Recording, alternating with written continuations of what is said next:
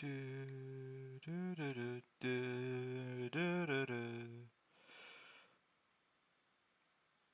I should be able to. Okay, there we're going. And can I get both of these working at the same time? Is the question. I think so.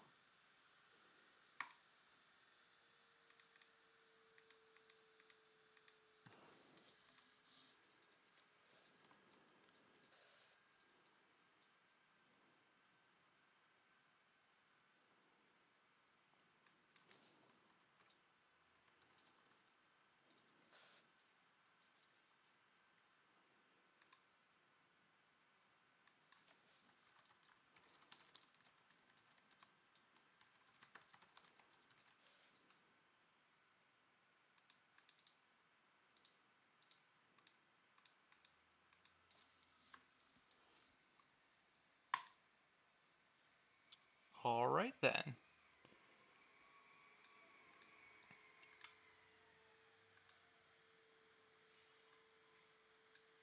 Okay. Okay, we're good. So, welcome to the Incredible Spider-Man. And by the Incredible Spider-Man, I mean the Amazing Spider-Man. This is first and foremost a reading of the Spider-Man comics. I will do voices as I see fit for characters that really deserve them, like Jameson or Doc Ock or Green Goblin. They all kind of deserve voices. Peter's just going to be my voice. Because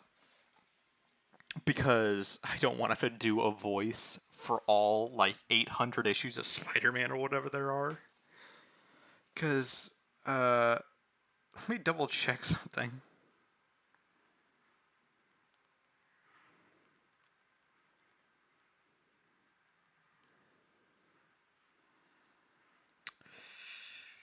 Uh, 575. So yeah, I'm not going to do a voice for all 575 for Spider-Man.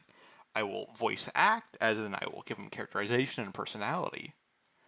But I will not be doing a voice. Like, I'll not be like, this is not going to be the voice of Spider-Man. I'm not going to do that. The narrator's going to get that voice, though. Actually, that's the narrator voice. Though they mock the world in Peter Parker, the timid teenager. You will soon. It will soon marvel at the awesome. Oh, the world. It will soon marvel at the awesome might of Spider-Man. Also, this issue. The new.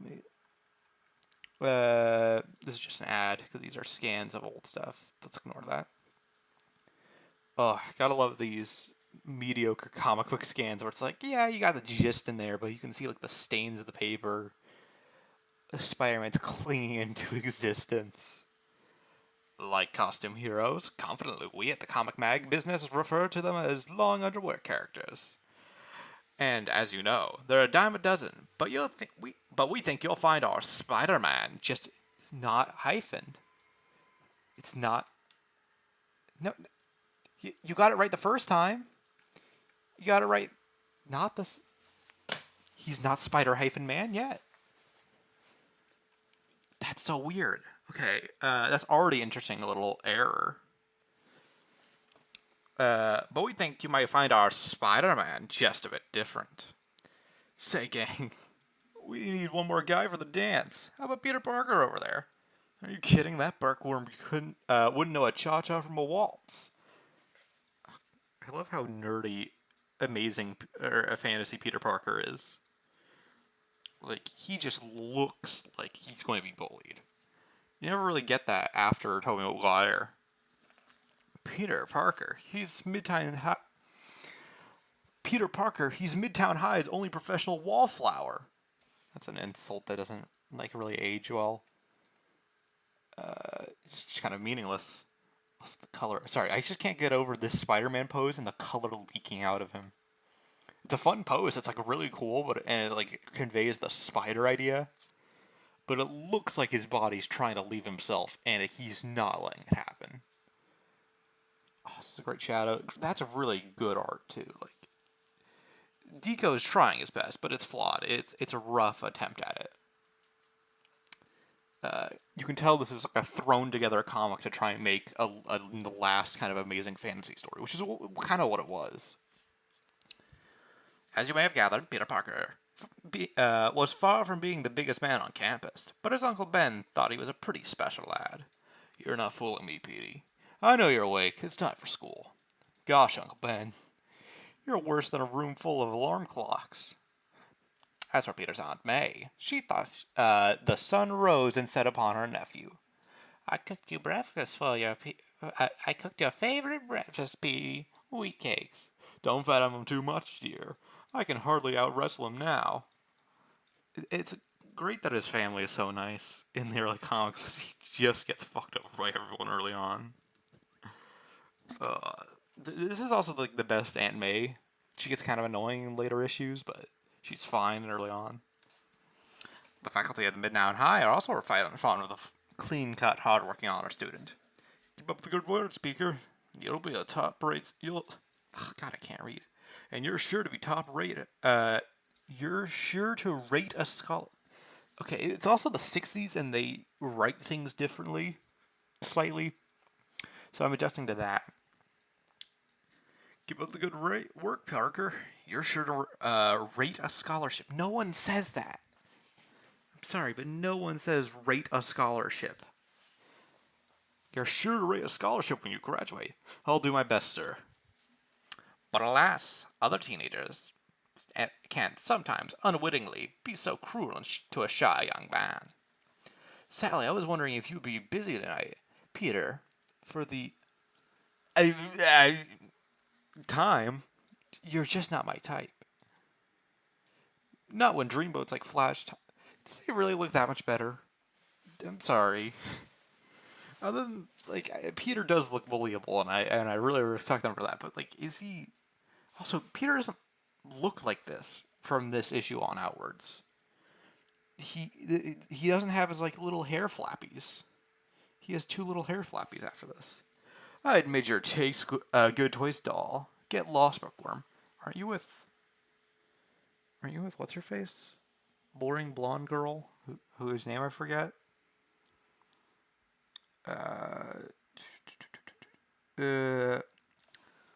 Look, there's a great new exhibit at the Science Hall tonight. Would any of you like to go with me? Science Hall. You stick with science, we'll stick with the chicks. Okay, that feels 2010. This is 50 years ahead of time. Yes, for being a teenager, has many heartbreaking moments. See you around, but work. Is this her? So is her whose name I'm forgetting because she's so forgettable. Give our regards to the Smashers, Peter. Someday I'll show them. I'll show them. They'll be sorry. Sorry they laughed at me. Experiments in radioactivity. Yep, this is classic. I've read this before. I've read the first 100 issues. So this isn't blind, but we will get to blind stuff eventually. And a few minutes later, Peter Parker forgets the taunts of his classmates as he is transferred to another world, the fascinating world of atomic science. Now for a demonstration. We can control the radioactive rays here in the laboratory. But as the experiment begins, no one notices a tiny spider descend from the ceiling into the almost invisible strand of a web. Oh, descending on the ceiling from... Oh, okay. Whatever. Same idea. Or similar idea. It's interesting that the spider wasn't meant to be radioactive in 616. A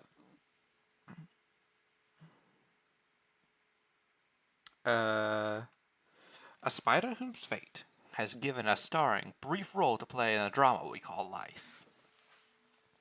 Accidentally absorbing the fantastic amount of radioactivity, the dying insect, it's not an insect, in sudden shock bites the nearest living thing at the split second before the life ebbs from its radioactive body. How? Spider bit me, but why is it burning so? Why is it glowing that way? Radioactivity doesn't make this kind of stuff glow, to my knowledge. Whatever, this is 60 science, we'll laugh at it, it's funny, whatever. Just want to check. Oh.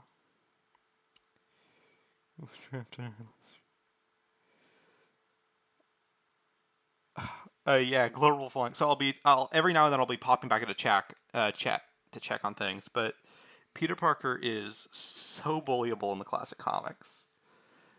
Thanks for the comments, Global Flunk. And I will keep up Draft Town, but this is something I want to do because I really like comics and I find just the classic ones funny. And I want to get my reactions to some of the stuff past the first 100 issues because some of them are funny as hell. Because I know the gist of the Clone Saga, and I'm like, it can't be the way that people talk about it. It can't be that contrived. My head feels strange. I'll need some air. Looks like this. Looks as though our experiment was unnerved young Parker. Too bad. He must have a weak stomach.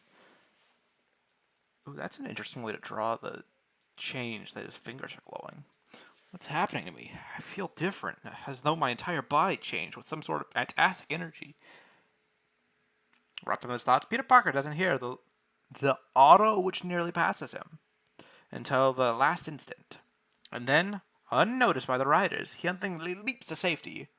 But what a leap it is. That's one egghead who won't want to daydream anymore when he crosses the street. You could say that again. What's come over me? I'm scaling this wall. That's just as easily as I can walk. Mommy, look! There's a man crawling up the side of the building. That's the last horror movie I'm taking you to, young man. It's incredible. I reached the roof in just a few seconds. What's this? I crushed a steel pipe like it was paper. Don't expect my acting to get any better. It's the spider. It has to be. Somehow, in a miraculous way, his bit transferred his powers over to me. I can walk down this cable as effortlessly as a spider can glide along its web. I've got time to think. I've got to plan what to do with this unbelievable ability which fate has given me. It's also interesting that this is just how they draw spiders early on, which makes you wonder if the logo on his chest was just supposed to be a super realistic spider. It just happens that their limitations of drawing just make it draw this way.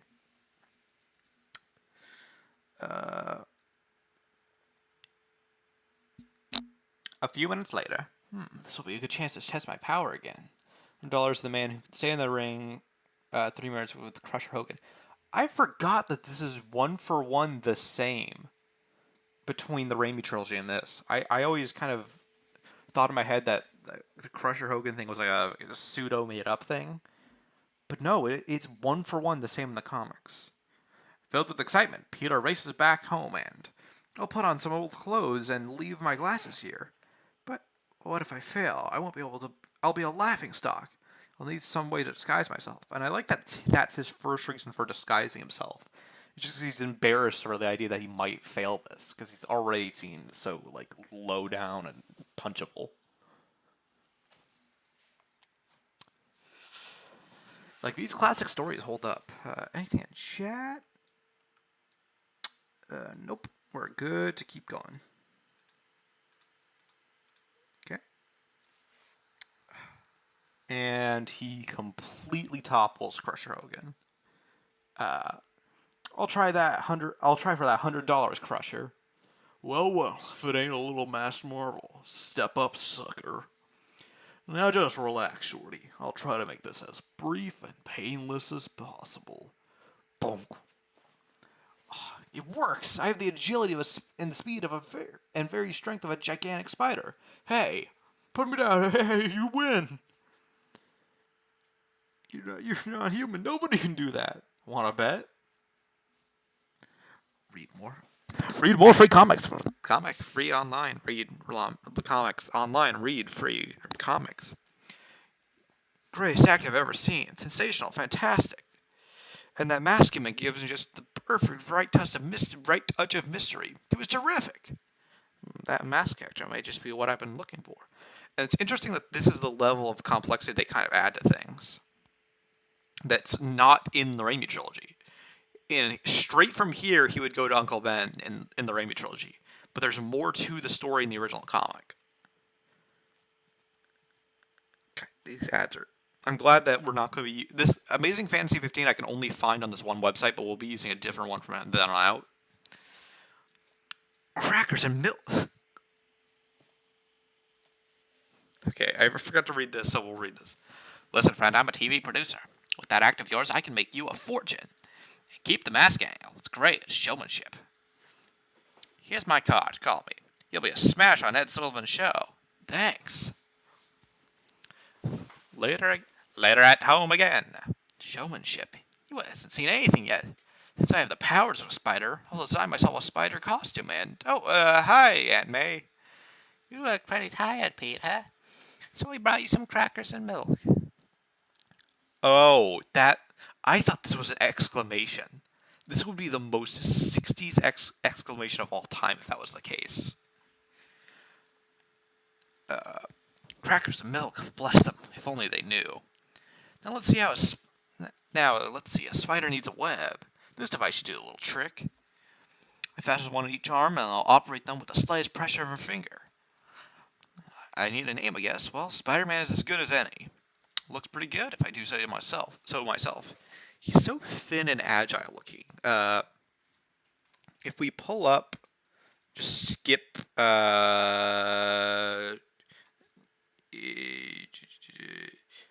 to issue 100, let's say. What he starts looking like after a while, you can see he's a lot more muscular designed after this. But Deco makes him a lot thinner, and it's very interesting because of that. He looks like a teenager in this costume. Which I guess he's a college student by issue 100, or the one I just pulled up, but still. And we can guess because he's crime fighting, he's bulked up since then. I need a new name. Well, I guess Spider-Man is as good as any. Right. So they laughed at me for being a bookworm, huh? Only a science major could create a device like this. With strong liquid cement at the end, I can pull myself anywhere up with a little bit of web. My costume's good enough to wear, unseen under my street clothes. Okay, world, better hang on to your hat. Here comes Spider-Man. How does he... Okay, he just said he can wear this under his street clothes.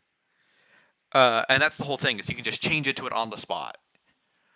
Firstly, it's shown that these are gloves. Like, this part, these are gloves. And these are like not boots, but stockings, basically.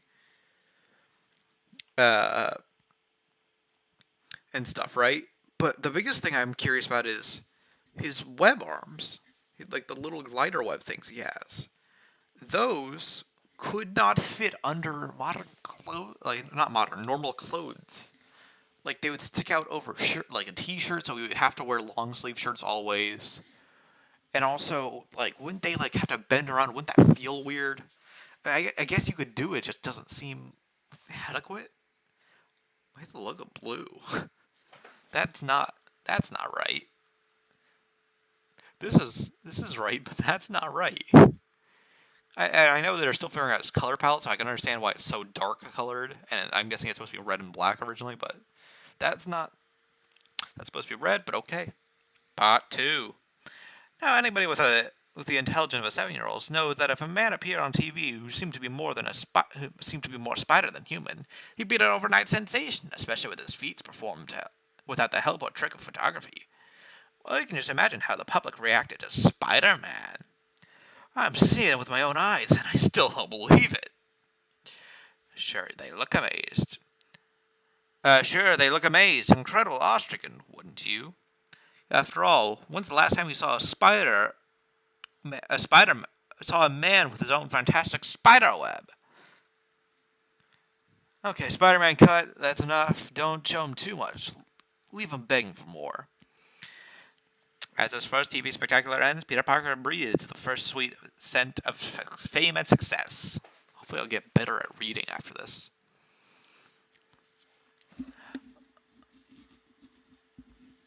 I'm from Life. We'll pay anything for any price for pictures spread. For a picture spread. God. Sign with me. I'll put you in the movies. Wait, we want an interview. See my agent, boys. I'm busy. Do I give that voice to Spider-Man to contrast Peter Parker? I feel like I might, but not really. Rid of them at last. Hey, what's going on? Stop, thief! Stop him! If he makes it to the elevator, he'll get away. I made it. I'm safe now. That cop can never get down the lobby as fast as I can in this high-speed express elevator. Lucky that goon in a costume didn't stop me. Hey, what's with you, mister? All you had to do was trip him or sold him for just a minute. Sorry, pal. That's your job. I'm through being pushed around by anyone. From now on, I can look out just about number one, and that means me. See, they always kind of twist it. In the Raimi trilogy, it's because the guy handing him the money screws him over that he doesn't do anything. It's like, well, you weren't going to give me the money anyway, so why should I care? But in this, it's purely just Peter being selfish. And I kind of like that more. As it shows this was a flaw of him first and foremost. Once again, the blue spider on the back. It's not a blue... Hold on, let's...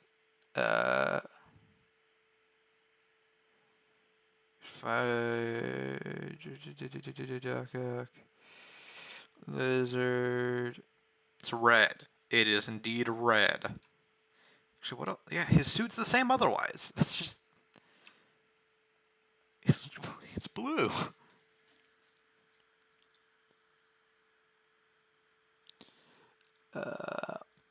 In the days that follow, Spider-Man becomes a sensation of the nation.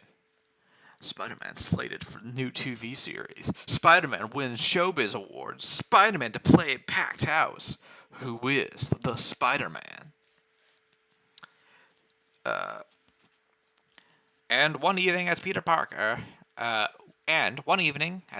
returns from home from a personal appearance. Police car in front of her house. What could be wrong?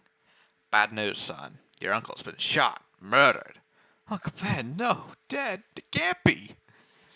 Who did it? Who shot him? A burglar. Your uncle surprised him, but don't worry, lad. We've got him trapped. He's in the old Acme warehouse. We'll get at the waterfront. We'll get him.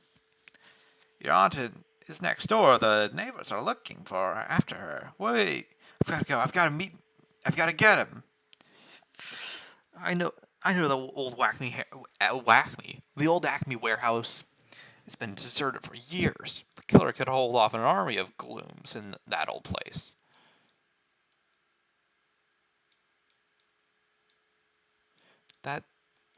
I'm sorry. Is he saying a guy with a gun could hold off an army in an abandoned warehouse because it's abandoned? What? What? Am I missing something here? It's been deserted for years. The killer could hold off. What does that mean? What is he saying? Like, oh, he could rig the place for traps and stuff, but he won't get off. But he won't haul off Spider-Man. What is that? Okay, Elektra's origin story, I thought, was the dumbest explanation for something in this series that isn't just 60s comic book logic being weird. This is up there. I never read that line again and thought about, what? How does that... Why is a warehouse being abandoned make it like an impenetrable fortress? In fact, it should be way harder or way easier to catch someone in a shitty, dusty, abandoned warehouse. Rather than like a fully running one filled with machines where you can hide all over the place. Like, okay, so the warehouse is on the other side of town, but I'll be there in no time. Meanwhile, he's in there somewhere. He'll pick us off. Flies. Is it because there's only one staircase or something like that? Like, he can just shoot down the stairs? They don't show why this is such an impenetrable warehouse.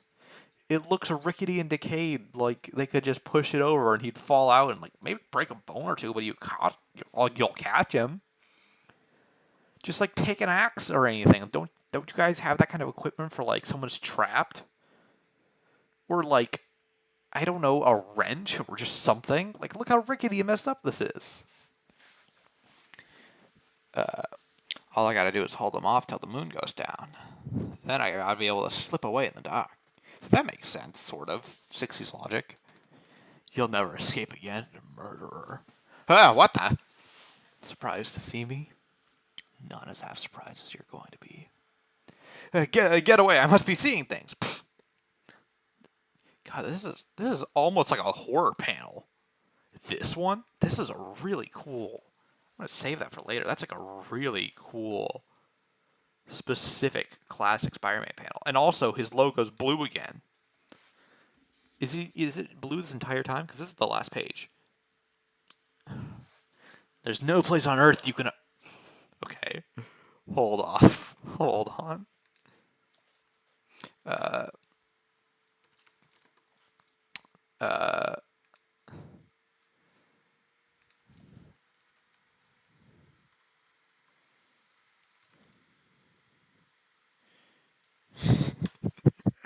I'm sorry. This reminds me too much of this. Get back here, Shocker! Shocker! You can't escape me! I'll chase you to the ends of the earth! Oh, yeah. This totally reminds me. There's no place on Earth you can hide from me! First, my web will relieve you of your gun, and then my fist will do the rest. Also, this is the only time this will ever happen. Spider-Man has eyes through his mask. To my knowledge, this never really happens again, unless it's like very clearly artistic. This is like the only time it ever happens, so it's just an art error. Like, actually, in fact, never mind. I was going to be like, maybe I could draw over to fix it, but there's no point. That face, no, it can't be. The fugitive ran past me, the one I didn't do anything to stop when I had the chance.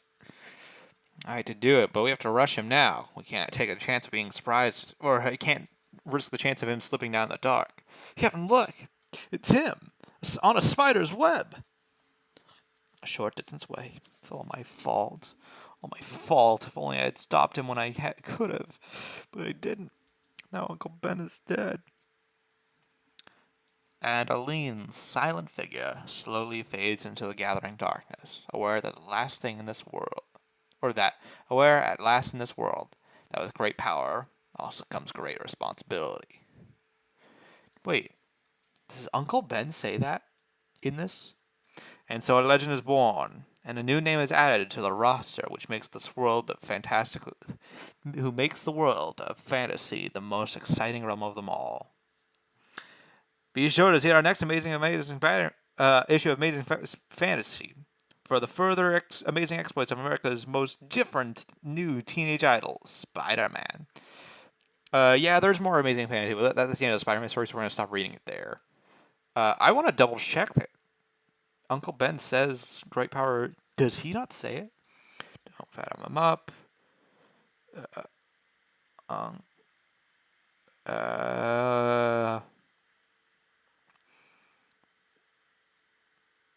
He gets one line.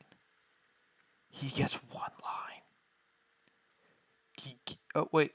No, Aunt May's. The greatest family ever.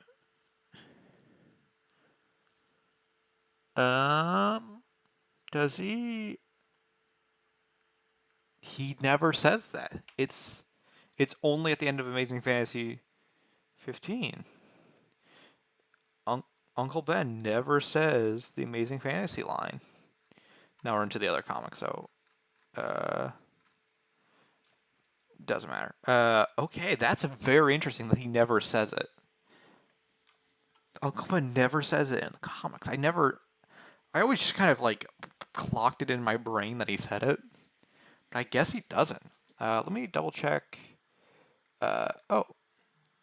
Ooh, hey, first time viewer, welcome Meet 65. So, what time are we at? So we're 30 minutes through. I was pausing a lot and I was getting stuff set up, so we're probably going to go through the other issues way faster.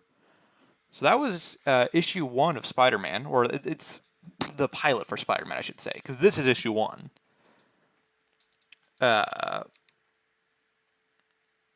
This is Amazing Spider-Man issue number 1 of 245. in the 1963 run. I believe it switches over because of the whole Scarlet Spider debacle. It switches over and they kind of reset the counter, but then it goes back up, so it's complicated. But for all intents and purposes, this is the original run of Spider-Man. Like I said, it gets complicated, it gets a little weird counting it all, but this is Spider-Man. I have read up to, I think it's 121. No, it's 111. No, okay. 119.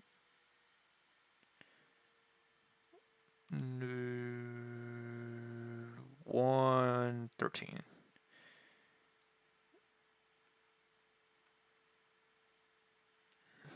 I think this is one I read. Which one am I caught up on? Oh, I think it's Hammerhead. Read this one.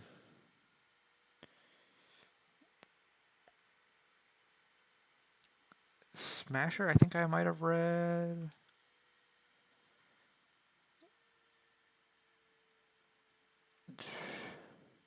Disruptor, I've read.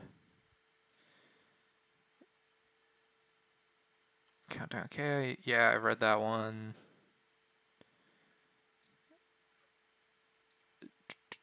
Okay, so I think 118 was the last one I read. So I know the first 100 issues or so. But after this, we will eventually reach an issue which I have not read. So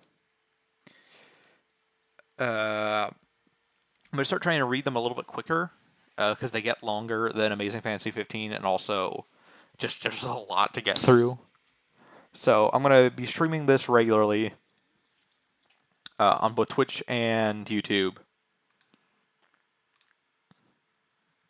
So no new comments on others, so on either platform. So let me pull it up. Okay. Fantastic Four, I'm trapped, but they don't suspect my real power. So this is interesting. So the first few issues of Spider-Man are very interesting because of what they set up for the rest of the series. In Amazing Fantasy, they talk about he's an overnight sensation, and this is before Jameson gets in the picture, so now he's being hated as an overnight sensation. People don't like him anymore, they hate him. So that's the first change that this is going to set up. Secondly, this will set up the precedent for Spider-Man's comic telling, and then they're going to break it in issue 3. Issues 1 and 2. Yeah, issues 2 is the Vulture. Yep.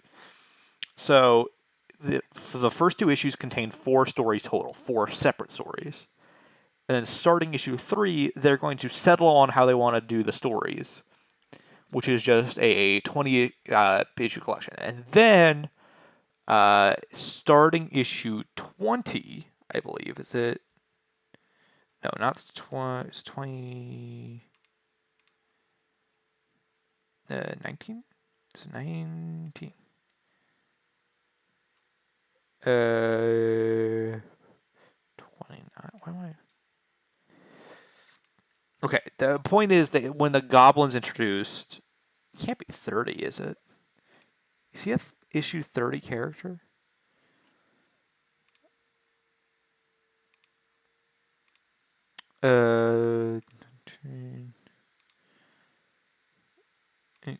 Sandman. Green Goblin's 17. 17. Oh, wait. Return of the Green Goblin. So when does Goblin make his debut? Starting with the Goblin, we get our first truly kind of reoccurring storyline building up Norman Osborn. Okay, it's issue 14 is the Goblin's debut. Which, if you're thinking about it, that's a month 14, which means he's actually a year. This is how many months Spider-Man is, because they do an issue a month. So which means, if you think about it, the Goblin is a year 2 character for Spider-Man. Anyway, I just wanted to cover the history of it a little bit, and now we're going to get it. So yeah, Fantastic Four, so this is episodic rather than building up to actual storylines, which takes them a while to get to. We can see Jameson leading the charge of freak public menace. This would have worked better if these two were green and this was like orange, and then they had a third one or so, but whatever. The art looks good. It looks funky, but it looks good. No, The Amazing Spider-Man first featured in Amazing Fantasy number 15 August. So it was your response via letters, postcards, that we decided to give him his own magazine. A brief summary follows. My story, you've never seen Spider-Man. So they're just going to recap Amazing Fantasy 15 in these... No, it is different enough. I'll read it. Scene in the bedroom starts with Peter Parker, a teenage student who many consider a bookworm. But oh, if they knew. Uncle Ben's dead, and it was all because I was too late to save him. My Spider-Man costume, I wish there were no such thing. It all started when I was bitten by a radioactive spider. See, now he is red. Now his logo is red, so it was purely the Amazing Fantasy 15, just that was the design. I'm sorry, whatever car that is outside. I found myself possessed by the spider's powers, so I designed a costume to show the business and cash in. But I was so busy showing off, an armed burglar fired off one fatal shot at my Uncle Ben. It was a surprise robbing our house. As soon as I learned what happened, I sped through the city, yada yada. Yeah, that's just recap. It's not really that different. No, Uncle Ben is... And he still doesn't have his hair flappies. He gets hair flappies, I swear. And what's worse, without Uncle Ben, we have no money to pay our bills. Please give me a little bit more time. I'll pay the rent next week, I swear. If you only wait. Aunt May, there's only one thing to do. I've got to quit school and get a job. Back when that was a viable sort of option. No, Peter, you mustn't. Your uncle always dreamed of you being a scientist someday. You must work to continue our studies. But I've got to help Aunt May somehow. Wait. With my powers of Spider-Man, I can do anything. I can go anywhere. Nothing can stop me. Any amount of money could be mine just before the taking. I guess he's supposed to be whipping that up with the webs, but it almost looks like he's dropping it down for them. But no, what am I thinking of? I'm no criminal. I'm not a thief. Besides, if I were ever arrested in prison, that would break Aunt May's heart. No, there's some way. There's gotta be some other way. I've got to perform again. I've got to bring my Spider-Man act back to the public once more. I'll call booking an agent tonight. Okay. A few days later, at school. Hey gang, look, Spider-Man's going to be in the show tonight, at town hall tonight. New York has one town hall? Where is this supposed to be? Is this Queens or New York? And the mission's only $1. Let's all go. Count me out, kids. I can't make it. We might have known. I'd rather study. Is it Liz Allen? Is that what her name is? I forgot until now. Who needs that walking bookworm anyway? It'd be more fun without him. That night, as the audience is amazed by Spider-Man's prowess, none of them suspect the real person behind the mask is Peter Parker. Oh, that's not what the line is. None of them suspect the reason that Peter Parker couldn't be in the audience. No new comments, so we are good to continue. I couldn't very well be doing this act and sitting in the audience. Okay, that's... Sometimes, like, with the way the speech bubbles are laid out and the dialogue's written, it's just like, what are they trying to say? Oh, and everyone's... Is that Harry? Is that Norman Osborn or Harry? Like, it looks a lot like how they draw Harry Osborn.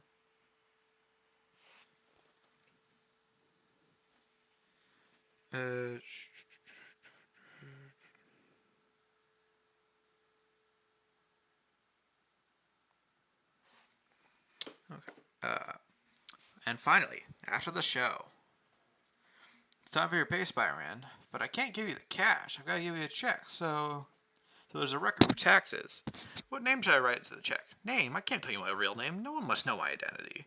Just make the check for Spider-Man.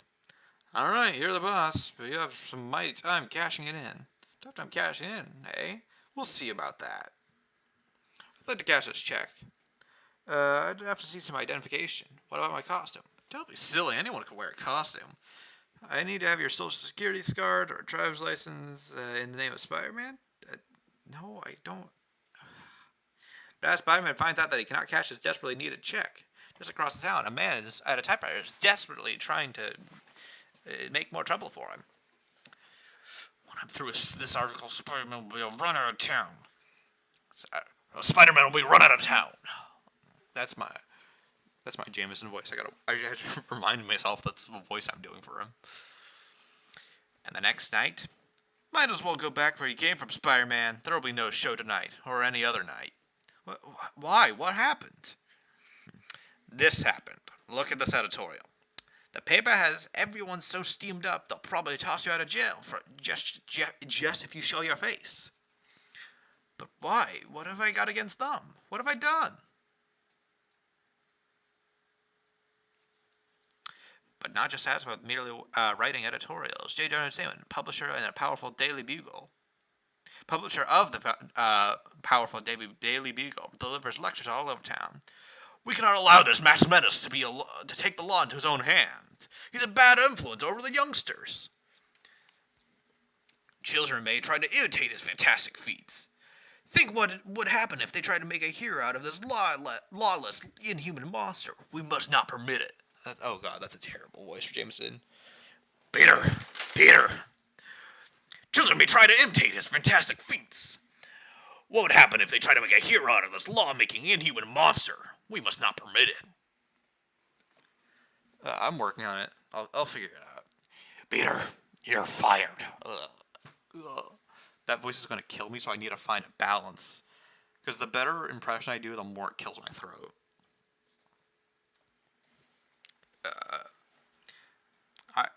I say that that Spider-Man must be outlawed. There's no such place for a dangerous creature in our fair city. Okay, if it wasn't pure blue, this wouldn't look as awkward as it does. It looks cool, don't get me wrong, but it's like he is so big and in such a like pure blank background.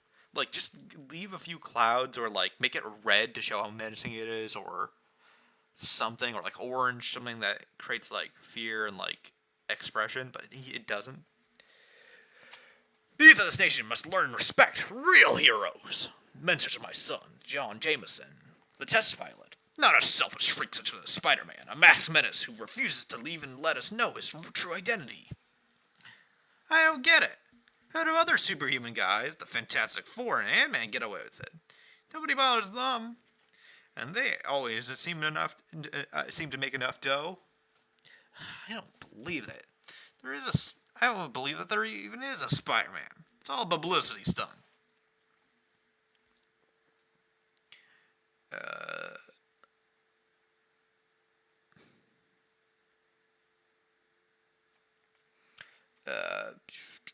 Brain processing. I don't know what that.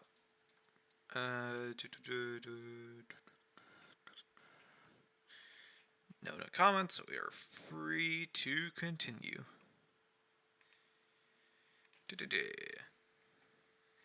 Well, if I can't make enough living as Spider-Man, the only thing to do is find a part-time job.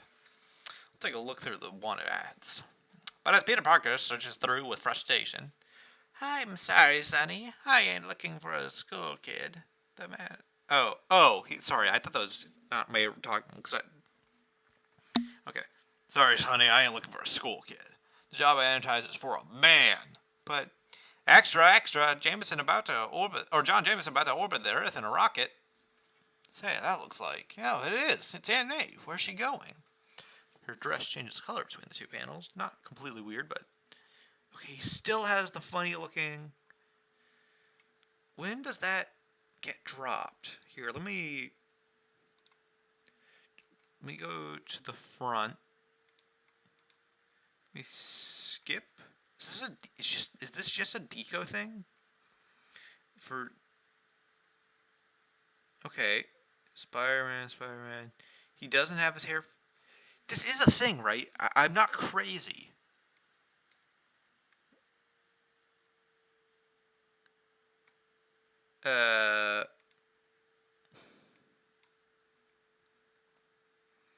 He still doesn't have the hair flappies. He doesn't have his hair flappy. He has hair flappies, right? Am I crazy? I swear I'm crazy. There's his hair flappy. He has a hair flappy, but it's not the same hair flappies. He doesn't have the double. He has like 2 hair flappies. Where's the hair flappies? Am I fucking crazy? Does he not have 2 hair flappies?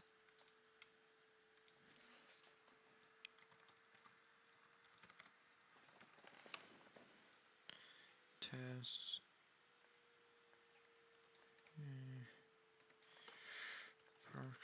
Is this?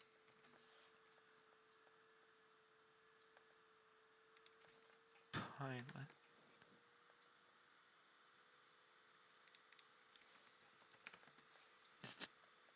Because they reference.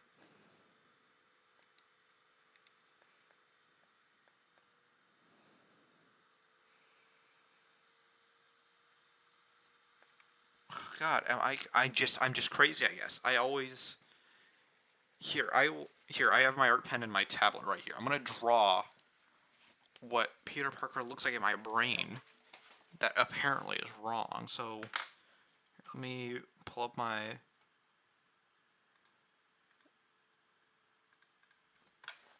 Here, I'll just draw this and switch over the screen to.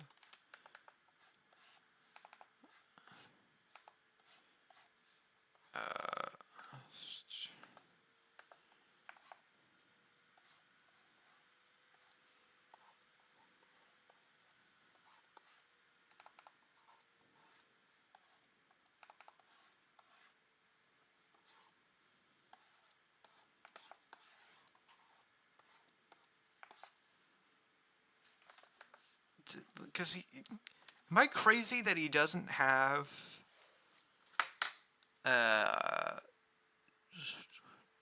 here, let me switch both display capture. Okay, I'm gonna briefly turn this on. This hair flappy right here, he has something like that, right? Doesn't he? Am I crazy? Am I Mandela affecting me? Okay, anyway, back to Spider-Man. I've got to be crazy. Does he not have the hair flappies? Where did I get the idea that he had hair flappies from? Where did I get that idea from? Why do I think about the hair flappies?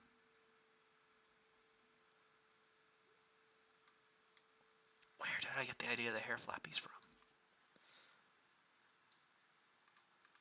Okay, here. Sorry, now that I'm actually looking back at my art thing, my webcomic, Neon Dynamo, I actually want to fix an art error I made.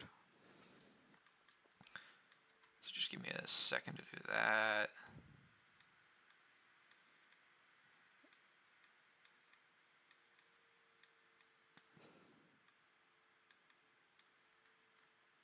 Okay. Okay. I just had to fix that because some lines weren't connecting that were supposed to connect.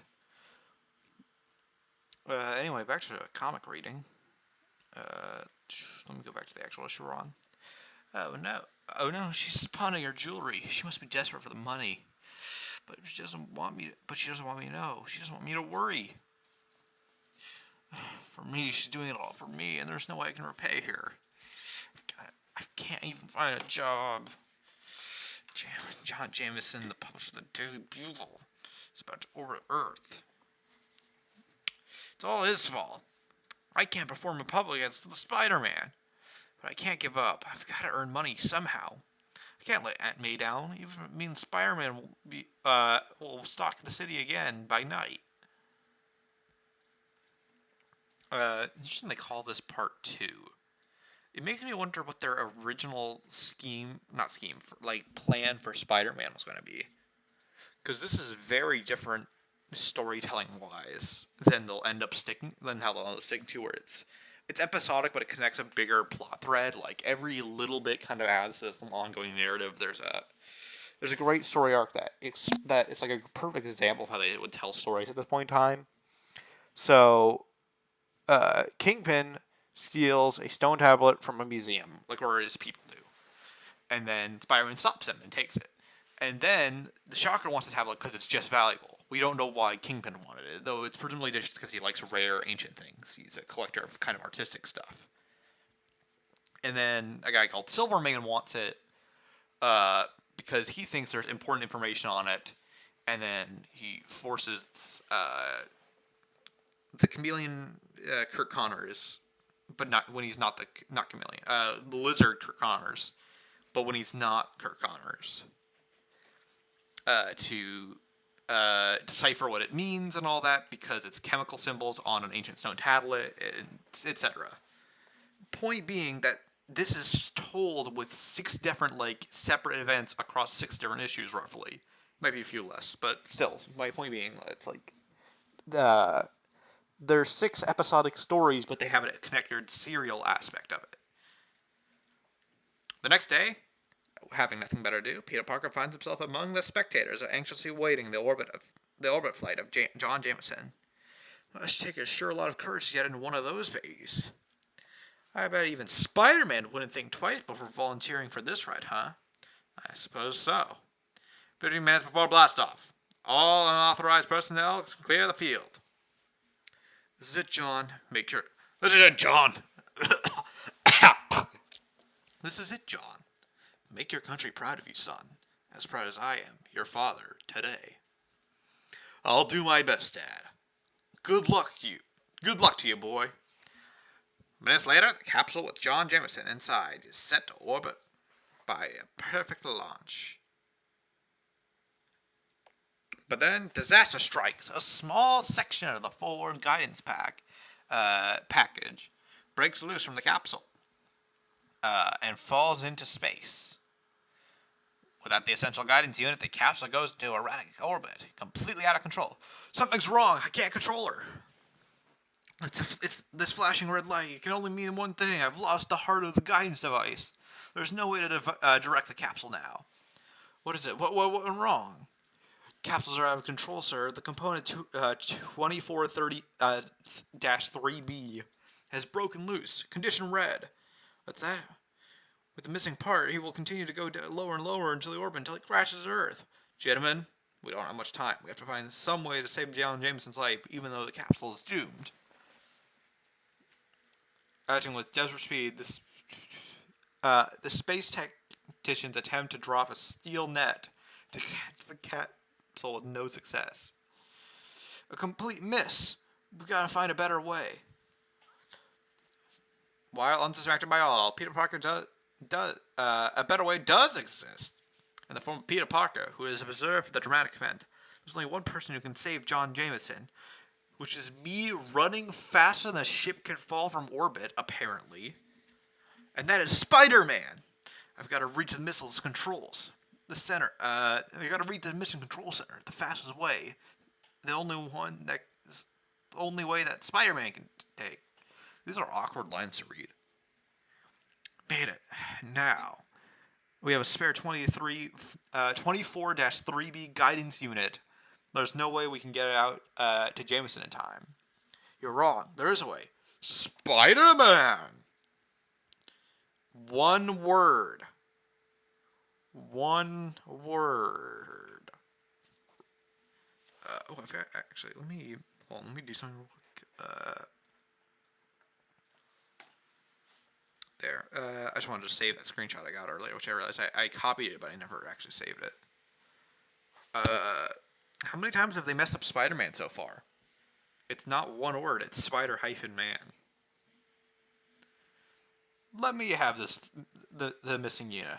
I'll go to the capsule. I'll get it to the capsule somehow. Very well. We have nothing to lose. There's no way we can do it. Sorry. Bah! He's a publicity-seeking phony. He's trying to grab the headline. What can he do?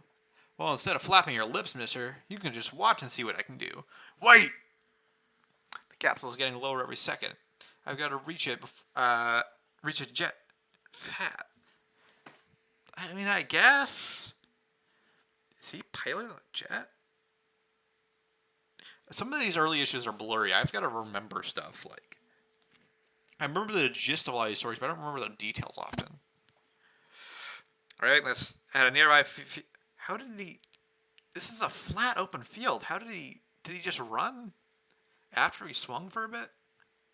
Arriving at a nearby field, Spider-Man's amazing web shooter shoots out, engulfing the guard's gun and gun hand before the sentry can fire.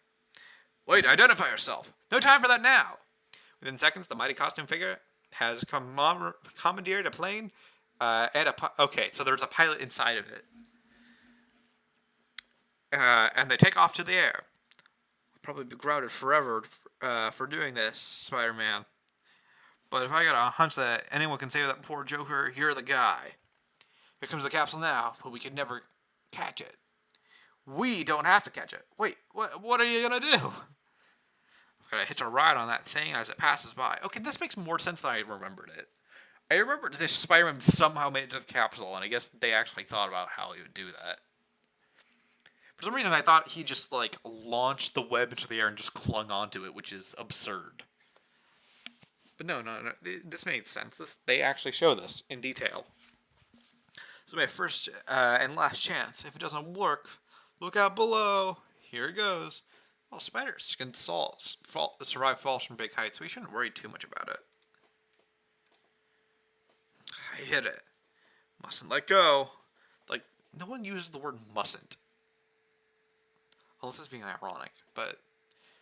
And I can't tell if this is 60s writing, or this is just weird Stan Lee writing. I feel like both of those apply and overlap. I've got to pull myself up, fighting against this and the wind resistance. Even my strength is just barely enough to do it. There, I can reach it. This castle's altitude is dangerous. Is losing altitude dangerously. Can I attach the missing unit in time? Why do we need a part 3? This is an issue. This is a magazine solely about Spider-Man. Why do we need to be like reminded that Spider-Man's the hero? Also, this sheen kind of looks off because it's not mapped to the lighting. It's like light sheen. They clearly understand it for the clouds, kind of. Actually, do they? They just put a second layer of color over it. That's funky. What a lucky break. It fit in place as smooth as silk. Capsule under manual control again. We will eject the chute and land immediately. He's safe! I did it! God.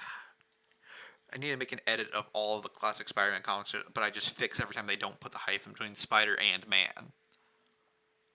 Spider-Man succeeded! The capsule's about to land! My boy, he's safe! That's the best Jameson voice I can do without killing my throat. This is a good time as any for me to get off. I bet I'm the only living person who's ever had a ride like that before. I better make myself scarce now.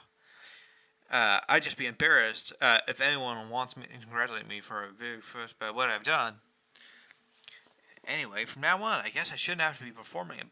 Shouldn't have any trouble performing in public. I'll bet that even Mr. Jameson himself would hire me. But what Peter finds in the next issue of the newspaper will surprise him. Okay, hold on. But when he reads the next edition of the newspaper, Peter Parker is astounded to see, no, it can't be. Why? It isn't possible. Why?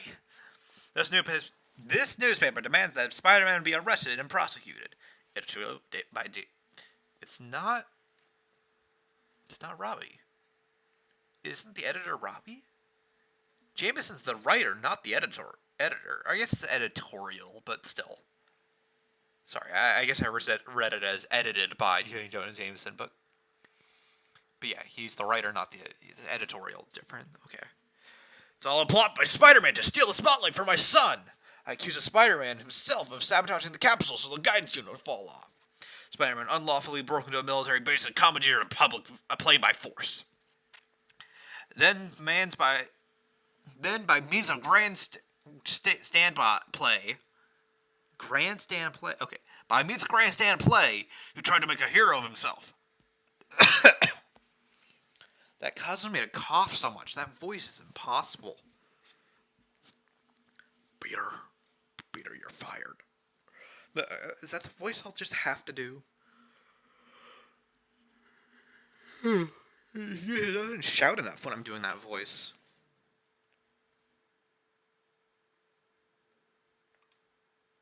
It will do. It's a fine enough voice, I guess. Then, by means of grand play, he tried to make a hero of himself, but he caused an important missile test to fail and set our space program back many weeks.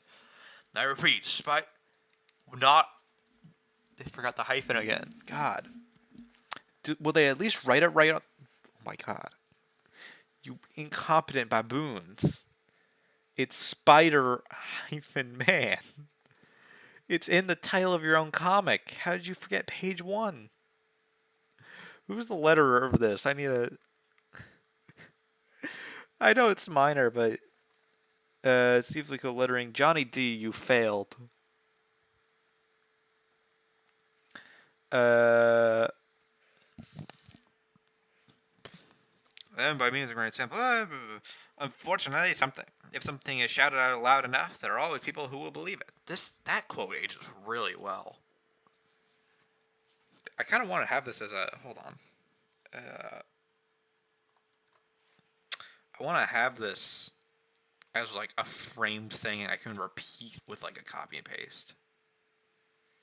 So let me just do... That's like a great quote just to have in general. Like, you could apply that to like anything.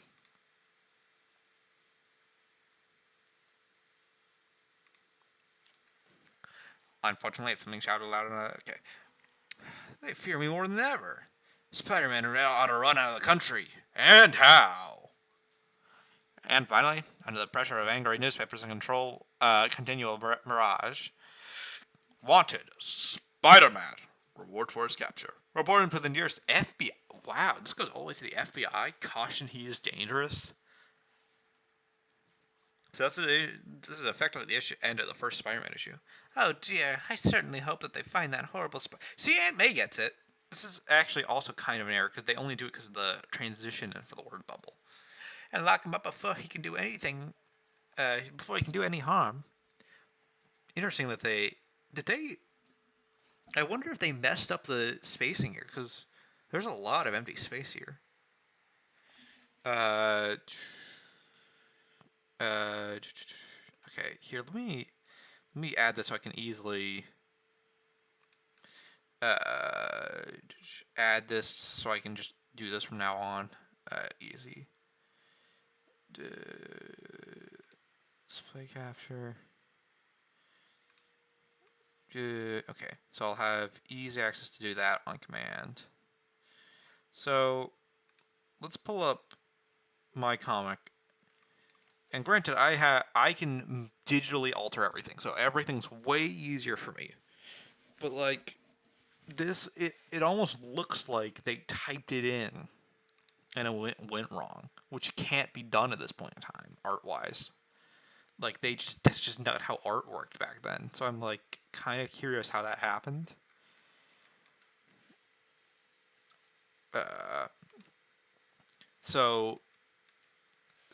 Here, let me pull up a page where this can kind of be seen. So we're going to show my point of view for a little bit. So you can see here, because of the natural flow of the speech bubble, how the tech works, the dialogue doesn't quite fit right. So I could tilt it, but that's like slightly awkward. So it just has to be slightly bigger. The speech bubble just has to be bigger to accommodate it cleanly and still be circular. So I know that kind of a struggle. But it's like that's they're stuck with this limitation where it's like I either have to fidget with it a bunch to get a result I want,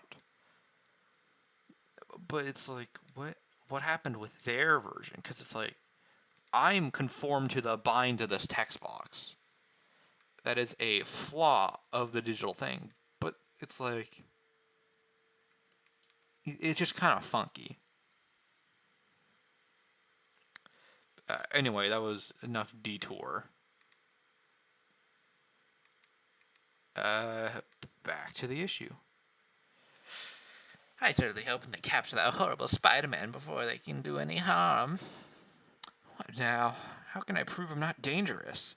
How can I convince people that I wasn't responsible for the failure of that capsule? Everything I do as Spider-Man seems to turn out wrong. What good is my fantastic power if I cannot... This is another thing. This is especially a classic comic book thing. They stopped doing this for a while. Whenever they don't use contractions, it sounds wrong. Who thinks cannot? If he was like Quicksilver, where it's a clear character thing that he talks like that, it's okay. Quicksilver has like weird quirks in the comics of how he talks. Or must I be forced to become what they accuse of being? Am I really a menace? Perhaps the only thing left. This is the only course left for me. And so our lonely boy sits and broods with the fate of society at stake. Not really the fate of society, just people don't like him. What will Spider-Man do next? Only time will tell. I also like how they call it the end while immediately following it up. This issue's kind of meh, but they got the Spider-Man spelled correctly. Unlike here, literally page to page.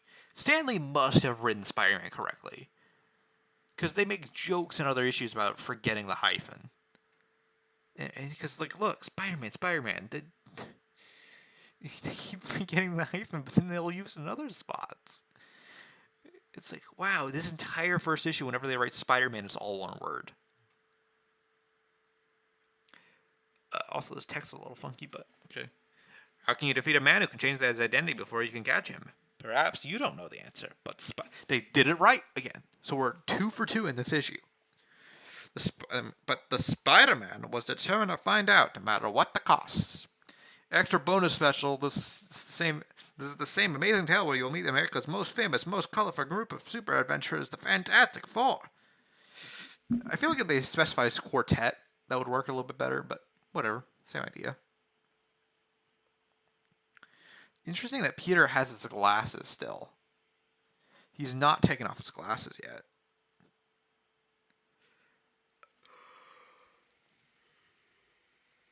Okay.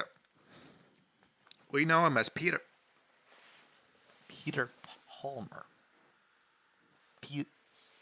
We know him as Peter Palmer, but the world knows him only as Spider-Man. We're 3 for 3. 3 for 3, okay. Why didn't I think it before? Of course.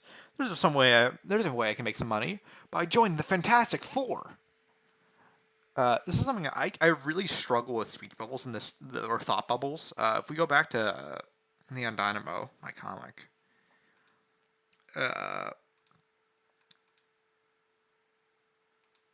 here, let's bring it up. You can see, where is it? Yeah. I kind of struggle with, so I use a pre-made thing to save a bit of time for development because it looks fine, but I can never get it to look right, and I can never quite draw it by hand correctly. Like, so that's why I started using, like, that's kind of why I started using, like, the Clip Studio builds and stuff, but I've never quite gotten used to it or perfected it by hand. So it'll always look slightly off. But back then, they didn't have that shortcut. So it's impressive. Okay. Back to Peter Palmer, everyone's favorite hero. Hold on. I'm going to quickly mute myself so I can have a bit of a drink.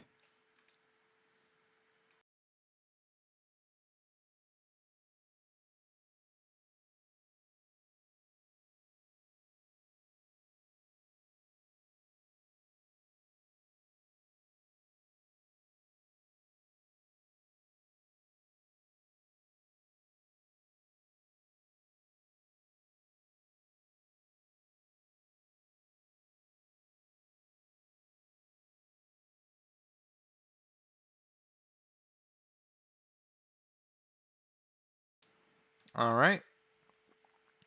All right. Back to the adventure.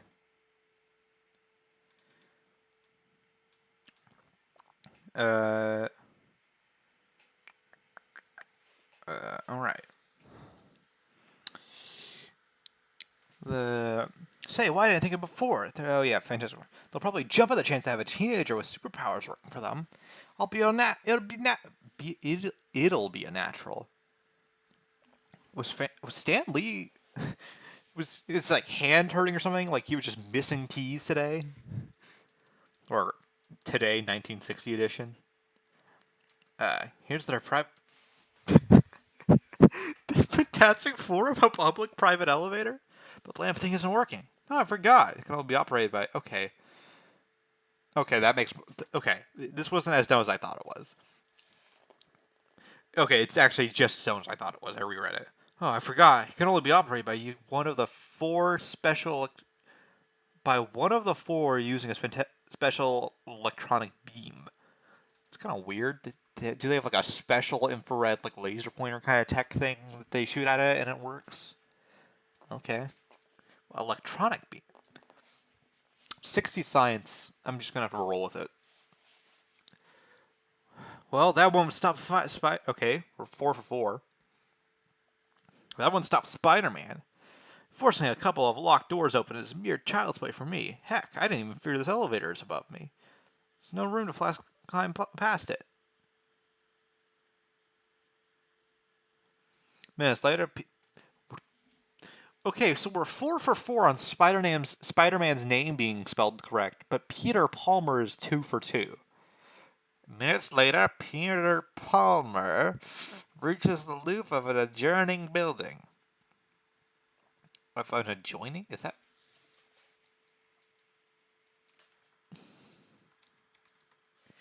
Adjoining. Okay, fair enough. New words learned via comics.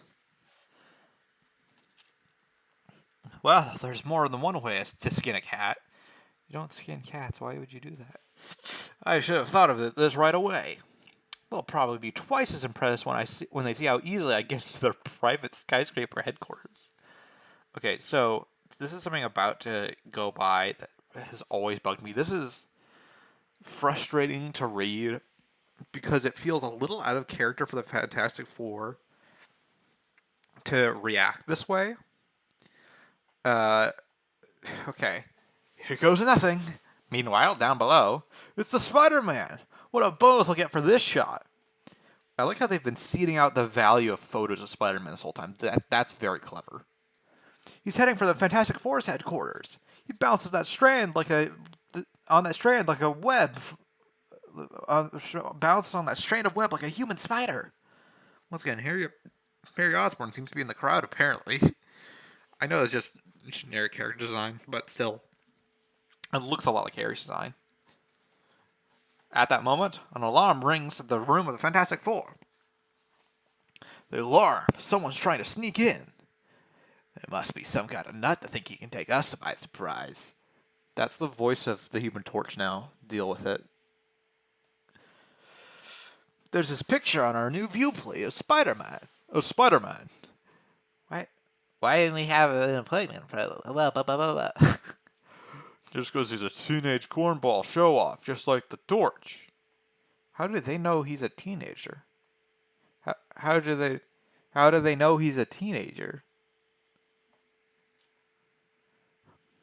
How obliging for them to leave a window open. This is a breeze. Activate self-defense measure B, just to be safe. Greetings, Grip. You'd have to make it easy for people to drop in, yeah. Got news for you, loudmouth. It ain't that easy. What? Plexiglass cage? A plexiglass cage dropped from the ceiling. This gizmo is to keep out riffraff.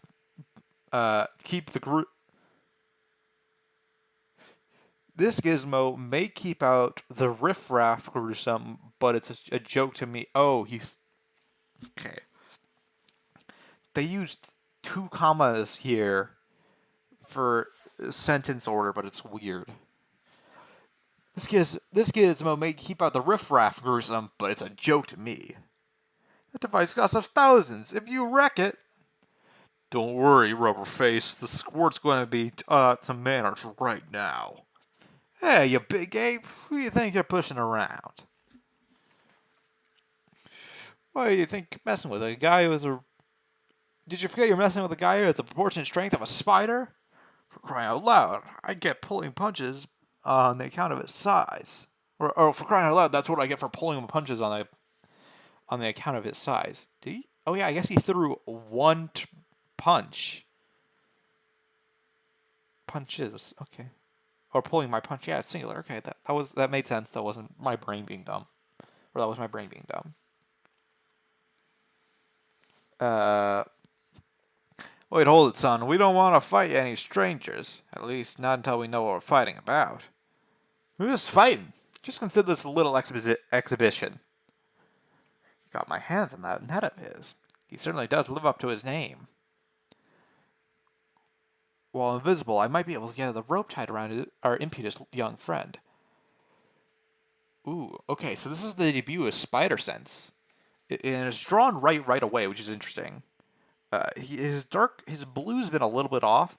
He's not quite the bright blue he's going to be from here on out. Actually, when does the bright blue kick in? Let's take a bit of a tour. Okay, he's getting a little brighter. No, he's still dark in the actual comic. Okay. He's still purplish. When does he become the vibrant blue? Let's skip 10 issues in. How is he? Okay, so he's blue finally. He's like officially blue. And I'm looking in the actual... Okay, he's when does that kick in? Because he's purple for several of them.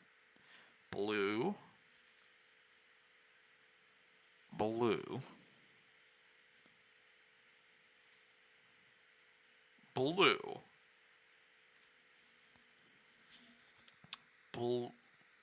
Dr. Doom. Blue.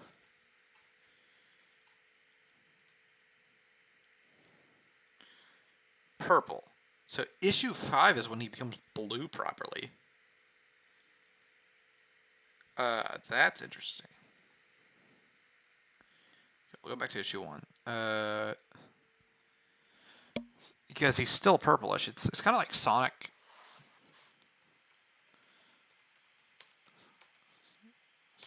Sprites. So let's compare the Sonic sprites, because this is an interesting comparison.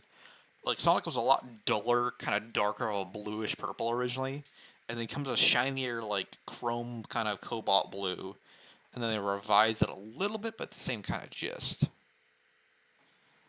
And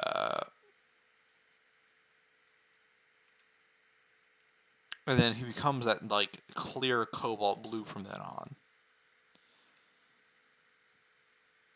What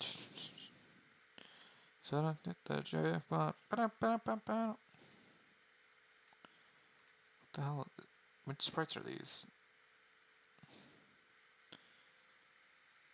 Okay, these are fan-made sprites. Okay.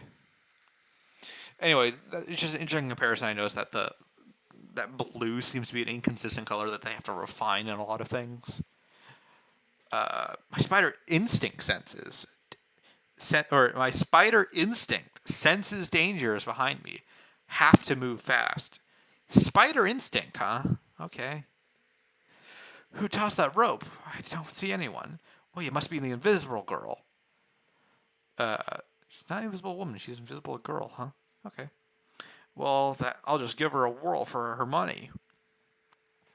That's it, you animated insect. Your fun's over. I'll settle you now. Flame on! Yeah. He's got me in a circle of flame. But can't you just jump? I was about to say, well, I'll just jump over the clown's little trap. I was about to say, like, you can jump. It's like knee high at worst. Oh, that fire is actually really well drawn, though. I'm not that good at drawing fire. I'm getting better. I just don't have a lot of fire actively in my work, like in Neon Dynamo or Rogue Marte, so we just don't see it much. So keep out of his reach of his little flame. Then it'll be my turn. Hey, stay still, you darn it. What voice am I giving the Torch? I'm just going to give him any non-flattering voice. Just because I don't like Torch. Torch has always been the most annoying Fantastic Four member, which I know is the point. But he just bugs me. In the 60s, that would be a pun about spiders, but I know arachnids are arachnids, so. Okay, that's it. No more fun and games, fella. No more fun and games, fella. Someone might get hurt. Now, suppose we tell you what you're really here for. Hey, watch it. Hey, get out of the way, Killjoy. Give me another crack at him. It's about time someone asked me. I came here to join up with you. I want to be a member of the Fantastic Four. I thought I'd give you a demonstration of what I could do. Now let's get down to business. How much does this job pay? I'd figure it'd be worth your top salary. I knew it. I knew it. That kook has some rocks in his head. I'm afraid you're mistaken, Spider-Man. We're a non-profit. Okay. Reading it again, it still caught me off guard how they explained it. I thought, oh, we don't make money off of being heroes, is what they were going to say, or something like that. I just remember that they weren't going to pay him for whatever reason. But we pay no salaries or bonuses, or make any profit. And any profit we make goes into our scientific research. That's kind of backwards, though. Here's the issue with that. Is that they're clearly wealthy enough to keep a skyscraper. We keep just enough money of hair. You came to the wrong place, pal. This isn't General Motors. I need to read this clear. I'm trying to make sure I understand this correct. The Fantastic Four have the 60s money to run a skyscraper with all this gadget and techs. But they can't hire Spiderman, a teenager, who they know is a teenager, because he says teenager. He says teenager. Teenage kook. Yeah, they call him a teenage kook. Teenage cornball. Teenage cornball, and you can't afford to pay him at all. Despite the fact that you own a skyscraper. Or just keeping enough. And also keeping enough money. Where are you getting this money from? Every other cent goes into developing the most efficient super crime fighting apparatus we can create. Which, do they even do that much? I know he's a genius and all, but like, how much does he actually create? Where's all this tech going? Besides, aren't you wanted by the police? Okay, that's a fair argument. If that was their argument, that they don't want to employ an outlaw, that's fair. That's actually totally believable for the Fantastic Four. But the fact that they don't want to pay him is like the weird thing. Like, oh, or saying we won't pay a criminal. I might just have known. You're just like all the rest. You're ready to believe the worst of anyone. Okay, keep me out of your group. Who needs you? I'll make you guys look like the pikers. Wait, come back. It's bad loss.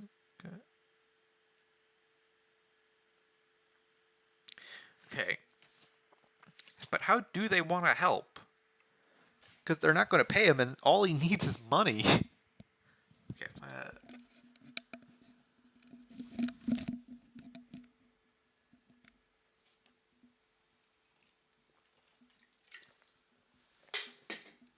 Okay. Another drink. Too bad he left so suddenly. Too bad he left so suddenly. Perhaps we could have helped him. We've got enough problems to worry about now. I have a feeling we're going to be hearing from that young man in the future. I want to see if there's another Peter Palmer. I really hope there's another Peter. Because I remember they spelled his name wrong, but Palmer is 2 letters off from Parker. 3 Hold on.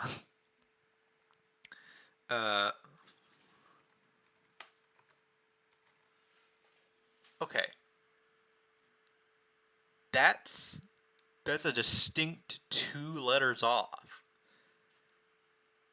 That's very different from Parker. What happens if I... Is that... Peter's... Yeah. Okay, I'm gonna pull this up on Reddit. Why? What? Why?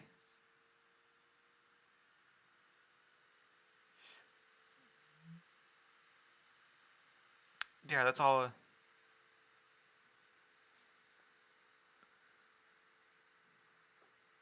Bob Ban. Okay, so Stanley would give alternate names to the characters to help remember the differences between the two, I guess, and then he just forgot that that wasn't the actual name he was using. So I guess Palmer was the alternate name of Spider-Man in like the notes.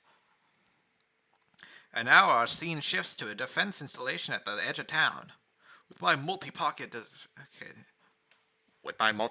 disguise vest, I'll be able to make an easy manner for the chameleon to become you, friend janitor. What? Become you, friend janitor. What is that sentence?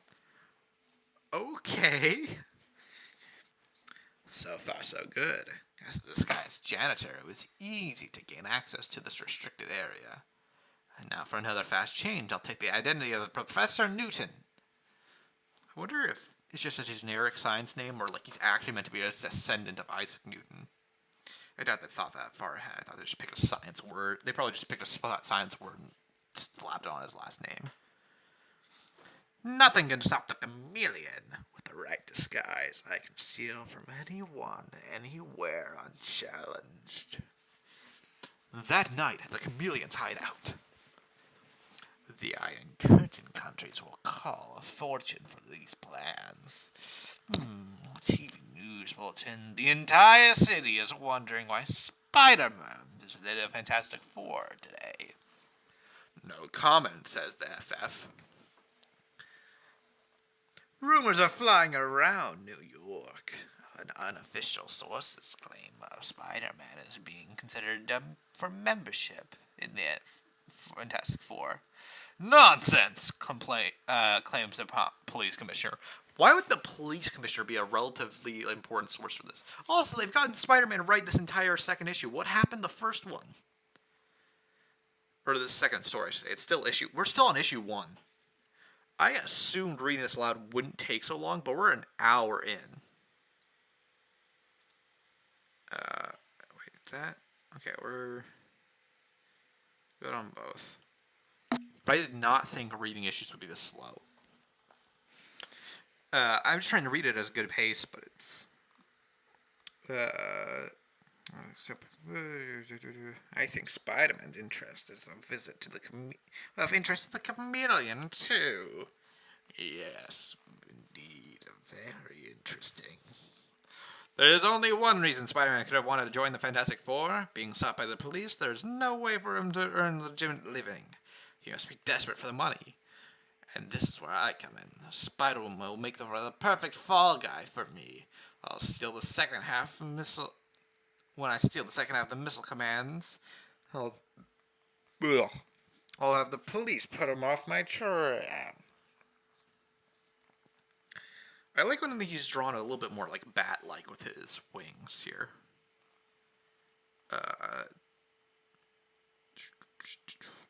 Spider-Man has the powers and instincts of a spider, so I'll send a message that only his... This is one of the times this will come up, and it bugs me every time. I have no clue how this is supposed to work or why, and characters can just do it. Calling Spider-Man, meet me on the roof of Lock Building at 10 tonight. It'll be very profitable for you. And miles away, the neighborhood museum where Peter Palmer, third mistake, is studying the spider exhibit. Someone is trying to contact Spider-Man. I can sense the frequency waves, but who? Everyone knows spiders have secret sound waves they can listen into.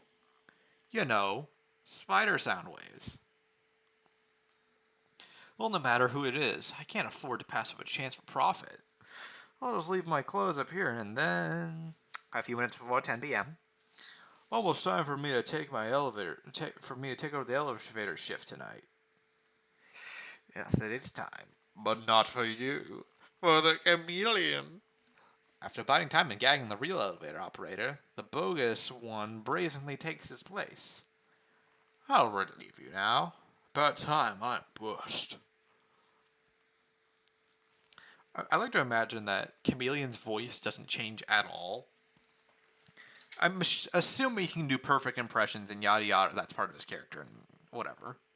But it's way funnier to imagine that he is this, like, over-the-top, like, yes, I'll get you, Spider-Man voice in all costumes. No matter, he could be taking over the role of a woman and still sound like that.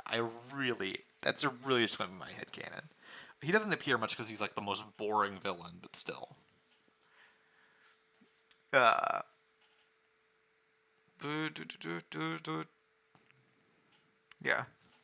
Then, once inside the elevator, so far my timetable is running right to the split second. Now to change into my Spider-Man guise. Once again, how does the webs fit around everything? Okay. Spider-Man, how did you get in here? What do you want? Those missile defense plans which you're holding. I can't believe it. You, a traitor, what? He's not a traitor. Traitor implies you work with him or for him or he works for you. That has very different implications than, like, what's reality in this moment. Okay, whatever. My web will keep you up in prison until I escape. His artificial web isn't as strong as Spider-Man's. But the web's also artificial from Spider-Man. Spider-Man's webs are like cement, right? They say liquid cement in the first one. Okay. But he's right that no one would be able to tell the difference. Like, it's such a weird specific technology that I doubt anyone has web samples to study from, especially since they dissolve over time. Seconds later, police! Spider-Man's heading for the roof with plans. Stolen plans, help! He finally broke free. Good. It's all going according to plan. Here's my ship. You landed a helicopter on the roof? How the fuck did you do that? I'll be gone just before the real Spider-Man gets here. I'm sorry I won't be able to hear the Spider-Man talk himself out of my trap. Strange, that helicopter have just sent off the roof I'm heading for. I wonder who sent for me. Nobody's waiting here on the roof. Look, there he is. Freeze, Spider-Man. We want those secret plans you stole. Plans stole? I'm getting a smell of rat. I don't know what this is all about, but nobody's framing me for anything. That will hold you till I can get away. It's interesting that in these early issues, they treat the web shooters as like his ultimate special attack rather than just part of how he fights. Let me pull up a for speed run. So let's Marvel Spider-Man remaster 3 hours. Oh, it's faster on the remaster. Ultimate. Okay. What's the fastest time they have? I'm curious. 8 hours. Jesus. This is actually a kind of niche game. I thought this would be speedrun more. Let's pull up. I want to show what I'm talking about here.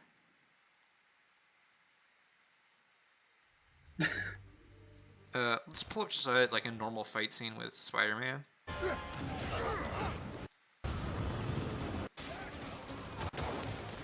If you makes it out of that building, do your thing. So let's watch a normal Spider-Man fight scene. So you can see how he just flips people around, he's fighting people, yada yada. Oh. Okay, I thought this game was less broken than it is. Oh my god. Whoa. Whoa! What? What the fuck? Sorry to break it to you, but you do not got this, buddy. Oh, thanks for the confidence boost, guys. What? What? I thought this is the remastered version. I picked it because I thought it would be more stable. But yeah, you can see how he just... No. Oh, no. More rockets? A little excessive, don't you think? What? Is it National Rocket Day or something? Man, how'd the bomb squad I guys can't get that through this? roll now. To get the free jump. I've got enough out of Okay, see the- how he just like casually throws him to the fight? This is what I... This is a completely separate... Okay, so... Spiderman. Spiderman. Okay, for real this time. We're gonna show off... Building, we're gonna do. Look at him go. Just. Whoa. Yes. Okay, build focus, and then I can do more. God, I pressed the wrong button. My bad. Thanks for the confidence boost, guys. But yeah, you can... Okay, Jack doesn't play... Whoa, what the hell did I just stick to?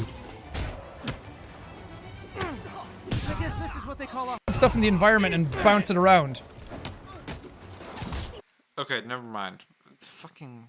God, I was hoping I could just find gameplay to show it off, but, like, it's more like a mixed thing in how he fights and, like, he just flings webs and pow, pow, pow. And then, like, mix it in. It's almost more like a gun rattle kind of technique rather than, like, a... It's a lot less like the Kamehameha and more like a Ki blast for him. It's like a thing he just throws into his moveset. Anyway, what a fool I was. That message was a trick to pin a crime on me, and I fell for it. But who would have? Wait, the helicopter. The pilot was the one who the police. The pilot. That's for a big leap in logic, Peter. Ooh, I like. Ooh, that's a really cool Spider-Man logo right there. It's like a lot more stretched out, a little bit creepier. I like it. It doesn't always look like that, so. It wasn't flowing too far. Maybe I can use my spider senses to tune in and get... Spider echolocation is not a power I expected.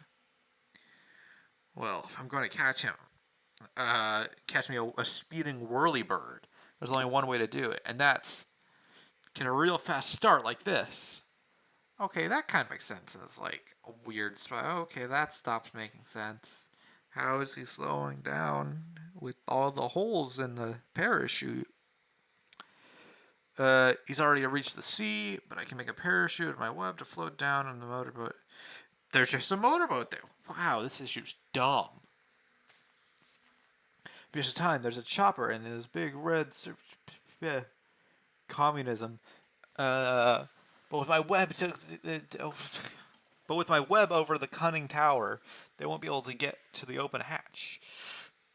Our hatch is jammed. We won't be able to get it open now. The plans, comrade. Forget the plans. We've been seen. Submerge. That's how they would voice him in an actual show in this point in time. Now I've got to figure out who framed me. Spider-Man? But how? I can't shake him, no matter what maneuver, no matter how I maneuver. He ripped off the store with his bare hands. End of the line for you, commie. Is he supposed to be Russian? I thought he was just selling stuff to Russia. I didn't think he was a commie. Head the ship towards the shore, and I mean now. It's also interesting that we haven't gotten any time of him at high school, and that's a big part of early Spider-Man. There's only like 2 more pages, so. And before the police have left the Lark building. Oh yeah, that's the name of it. Look, here's the guy you've been looking for. This guy stole the papers and stole the plans and impersonated me. But in the next split second, the wily chameleon drops a tiny smoke pellet and breaks free. In the confusion. Before they know what happened to me, I'll be in a new disguise and be free. You can't get out of the building. All exits are guarded. Search every room. Let them search. I knew this disguise would come in handy. Who would ever suspect a policeman? Oh, look at here, man. I'll take this corridor. These two are identical. That's funky. And I'll head for the street under their very noses. Oh, I guess he's supposed to be. Wouldn't this guy notice? They look identical. But then again, the chameleon has reckoned with Spider-Man's supernatural spider. He's still not spider senses yet. When does that happen? When is he going spider sense? That tingle I feel. My quarry is close, within striking distance. He's wise me if I can just pull this fuse. One of the cops must be a phony. He's doused the lights. I won't be able to, but that won't stop me. I can still sense him in the dark. See, that kind of makes sense. In fact, shouldn't he have enhanced light senses? Because spiders have that. Like, I know it's a power that Miguel O'Hare has, but I'll just shoot my web over. Oh no, I'm out of my. Okay, this is the first time he's ran out. That's interesting. I've got to reach that exit before he does. This is the fastest way. That figure leaving the others, it's him. But as lights go on again, the chameleon resorts to one last desperate ruse. Help, grab him. He's a chameleon disguised as Spider-Man. What? Oh, no, you don't. You're not going to fool us with that way a second time. He's lying. I am Spider-Man. Worse, now I slip away. And this is a cool little detail that he grabs a shirt, tears it off, and when they see the Spider-Man outfit under it, there. He still has the shirt that he just put everything over. And a white-hot fury, the powerful Spider-Man wrenches free of the startled officer's grasp. Look at him, go up the wall. He was the real Spider-Man. Every time I try to get help, I run into worse trouble. Well, they can catch that spy themselves now. And within minutes, catch him they do. Here he is, Captain. I spot him by his torn uniform, and I can see his disguise beneath it. Blast, I must have ripped it with my scuffle. The Spider-Man! Yeah, so a bonus appearance from the Fantastic Four. As the chameleon was led away, a lone figure loses himself in the shadows in the silent night. Nothing turns out right. I wish I had never got my superpowers. That's the most whiny he's been so far. Like, this doesn't really feel like a deserved sad moment, because there are deserved sad moments in Spider-Man early on. This feels like he's just, like, sad that things aren't going to be easy. Like, he just doesn't get to walk the easy road. Okay. How long have I been streaming? Nearly 2 hours. Okay. Let me double check something real quick in another tab.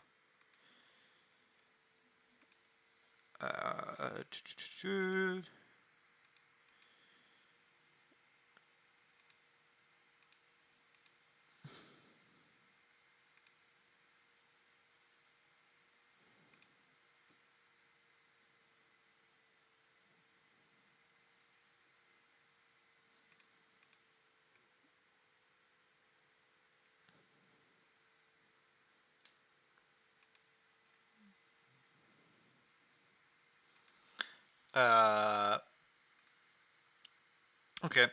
Sorry, check something. So we're about to finish this issue. Later, as the late editions come out, four famous figures ponder the case of the amazing Spider-Man.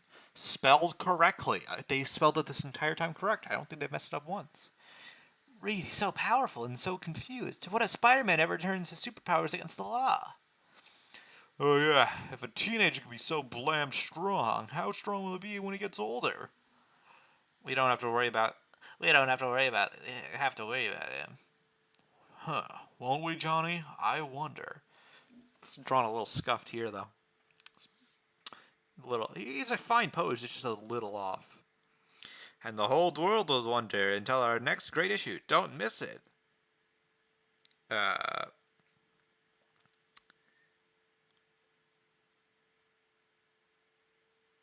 Yeah, this is just saying that, like, hey, if you're a fan of Spider-Man, you can send in letters and it will appear 3 issues delayed. I really liked reading the letters, but this particular website stops capturing the letters. Here, let's go to issue 3 so I can show what the letters look like. Yeah, I really like the letters. They're really fun. They're really long, so you can't really go through them in detail, but like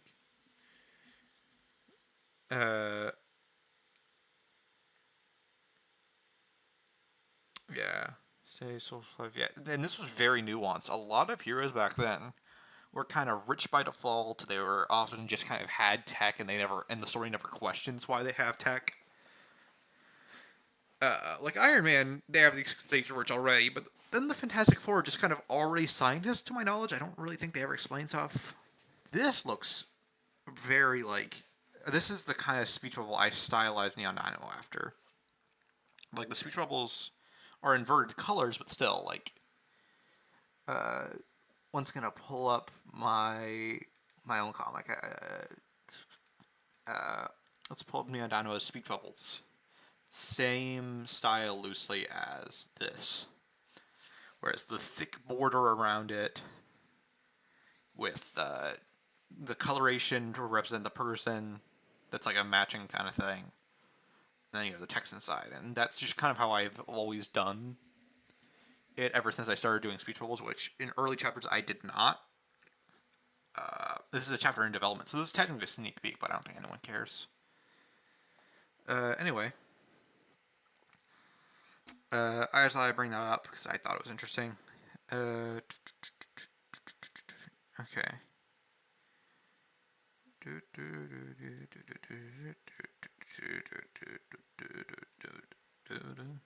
Do I read issue 3? Or issue 2, I should say. 2. Okay. So, let me be upfront. This this fourth story of the first 2 issues is the most disappointing one of the classics. Now, the Vulture story is great. I really love Adrian Toomes' characterization in this story. But the Tinkerer is the dumbest goddamn story there is. In Rogue Marte, the comic I want to publish at some point, but I just don't think will be a reality until I have like money to pay an artist. Because I do draw myself. I do art. I run my own comic. I don't have the time, really, to run 2. And regularly release both. Like, I had to set a lot of time early this morning today to get line art done for this. And even then, this panel is like, not the 4th panel for this page is not done. I'm not showing it, but I'm looking at my own tab. And that's just like 1 page of many that I'm working on. Did I do the... I didn't do that rough sketch for that one, okay. Point being that the Tinkerer story is an inspiration for how bad it is compared to the other stories. Duel to the death with the Vulture. Neither of them really want to kill each other, though. I mean, I guess Vulture technically wants to. But, like, Spider-Man's not trying to kill the Vulture at all. I like how Adrian Toomes' design is just so crotchety and, like, arrowed. Like, his face is just sharpened. That he doesn't even need a helmet or anything. He just looks like a vulture with his suit. The most colorful superhero of all time, Spider-Man. His name makes the underworld tremble, but there is no one who does not tremble. But there is one who does not tremble. What a fantastic power the Vulture can have to be so supreme that he can defeat Spider-Man. Do I want to read the Vulture story now? It's kind of long.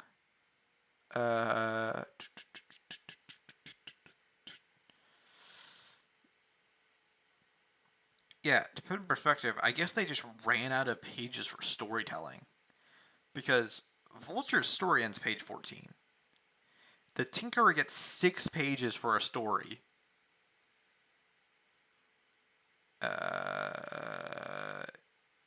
Oh, no, he gets 10 pages. He gets a full story. I I also like how they call them feature-length stories. Or I think they do in the last issue. Or issue 1, 2 feature-length Spider-Man thrillers. And they're not even 20 pages. Alright. Do I read more? Or do I... I don't know how I want to do these yet.